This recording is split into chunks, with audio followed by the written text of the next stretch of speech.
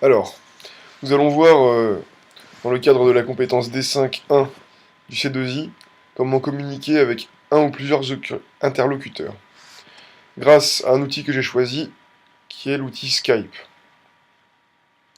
Pour pouvoir utiliser Skype, il vous faut d'abord aller sur le site skype.com, et dans le petit onglet téléchargement en haut à gauche, vous voyez alors que nous avons il y a un logiciel, en fait, une version du logiciel pour chaque support de communication actuel. Et pour les utilisateurs d'ordinateur, vous avez une version par système d'exploitation. Donc là, Windows, Linux, Mac. Une fois que vous avez téléchargé l'application, vous allez sur le petit, ici, le petit onglet s'inscrire en haut à droite. Et vous allez tomber sur ce formulaire d'inscription tout à fait standard. Vous allez notamment pouvoir choisir votre pseudo et votre mot de passe. Une fois que tout cela est fait, vous pouvez lancer l'application et vous vous retrouvez sur cette plateforme Skype. Vous mettez votre login en haut et votre mot de passe en bas.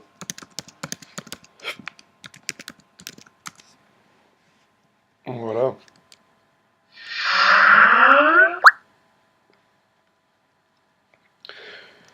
Une fois que vous êtes arrivé sur votre compte Skype, vous pouvez aller dans Contact et chercher et taper l'adresse email ou le pseudo Skype des personnes avec qui vous avez besoin de converser. Donc par exemple, mettons que vous vouliez parler avec un certain Marcel Dupont, 53 par exemple. Voilà. Marcel Dupont 53, donc vous avez trouvé votre... Et là, vous n'avez plus qu'à appuyer sur ce petit onglet ici pour l'ajouter. Il vous faudra attendre qu'il accepte votre demande d'ajout. Alors, une conversation individuelle, voilà à quoi ça peut ressembler. Donc d'abord, on va dans nos contacts. Quand vous mettez tout, le petit onglet tout, vous avez toute votre liste de contacts. Vous pouvez aussi les trier par seulement vos contacts qui sont connectés. Voilà, donc là je reçois un appel Skype que je vais décliner parce que je suis occupé. Voilà. Vous... Alors, voilà, bah voilà un bon exemple d'une conversation avec une seule personne. Vous pouvez taper un message écrit. Bonjour, monsieur Thoron. Comment allez-vous?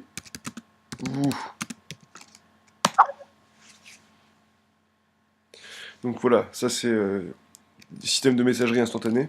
Vous avez aussi des petits émoticônes comme sur les autres sites de messagerie instantanée. Vous pouvez envoyer des fichiers donc de tout type, vidéo, audio, documents, etc. Vous pouvez envoyer aussi un message vidéo préenregistré, hein, comme laisser un message sur un répondeur, sauf que voilà, c'est un message en fait. Voilà, donc vous appuyez sur le petit bouton rouge pour enregistrer, et ensuite vous envoyez votre message vidéo que votre interlocuteur recevra quand il se connectera. Voilà. Alors, je sais plus comment. Non, ça va pas être ça non plus. Voilà. Donc, et ensuite, vous pouvez choisir de soit appeler la personne avec le son sans l'image, et appeler la personne, vous aurez l'image et le son. On va faire un petit test.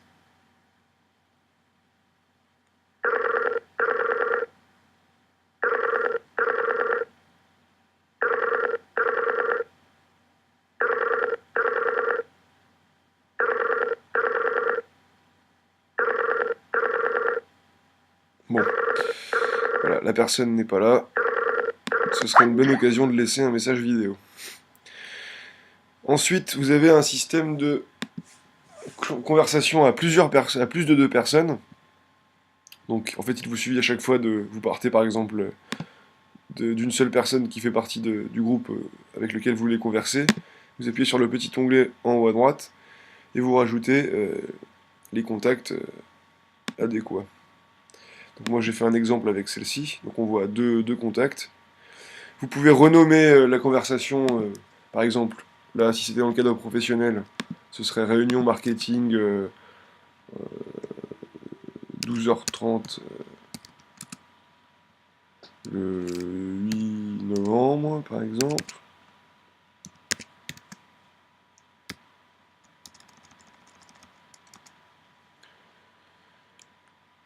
Voilà, donc là, pareil, la même fonctionnalité avec les conversations à plus de 2 personnes, à part une petite nuance, c'est qu'on ne peut que avoir l'audio avec euh, la conversation à plusieurs personnes, sauf si sauf pour les personnes faisant partie du groupe de conversation qui bénéficient des fonctions améliorées de Skype. Pour cela, il faut payer un petit abonnement mensuel. Vous pouvez obtenir ça ici vous pouvez aller dans Préférences et vous avez un moyen ensuite. Alors là, vous pouvez voir toutes les fonctionnalités de Skype et vous avez un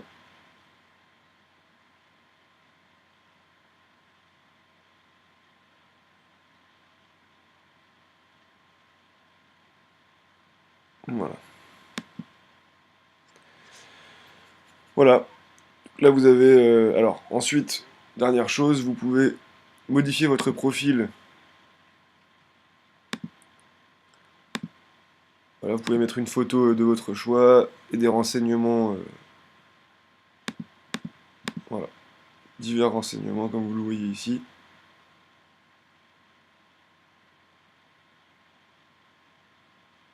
Voilà.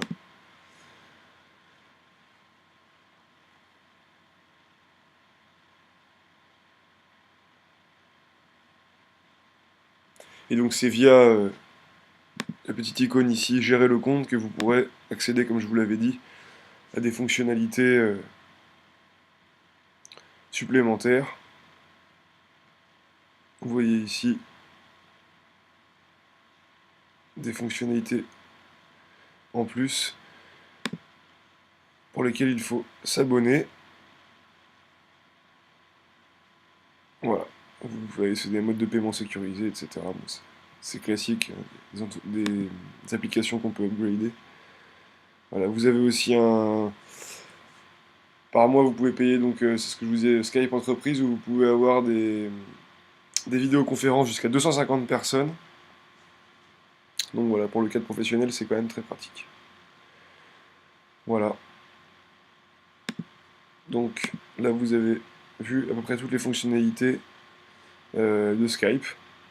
J'espère que cet outil vous a convaincu et à mon sens, ça reste le meilleur outil de communication digitale au jour d'aujourd'hui.